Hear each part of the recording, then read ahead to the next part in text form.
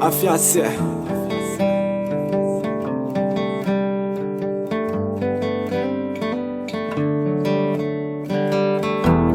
Tantara nipetraky iray niazako adinona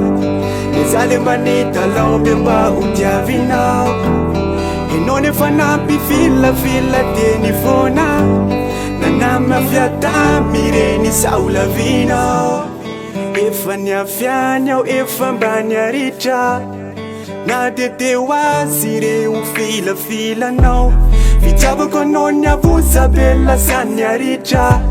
Le valy teny matsy to avilavilanao To tsy haiko hoe eny tsy haiko hoe tsia Zany efa papo sy vonitia Mba vonitie Izaho anefa miandry ilay ivaly teny nao me maia Mba tsy tsapandrine Raha zako salotsy mba afaka iandry anipole ufona Vanana bakevitra zany amafanao mba ufona Inoko va tsy aferatsony matona mpiandry amatona Nomeko anolo ka fa lay fitiavako amatona Ayayaya Ayayaya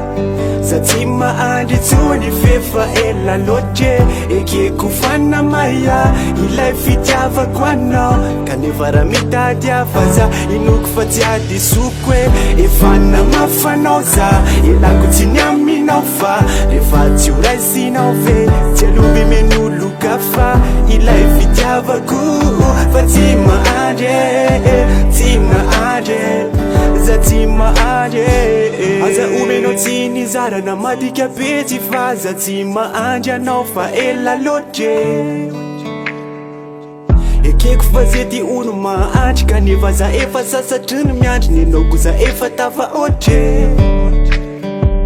Tsy misy azonao atao afa tsy ny maneny na sisa Hoe ohatran'izay mba tafiaraka ihany enao sisa Efa namafabetsy de napio no tena fa tsy ilainao zeza Tamireny zany fakitry efa tsara toerana ambony seza Ayayaya Ayayaya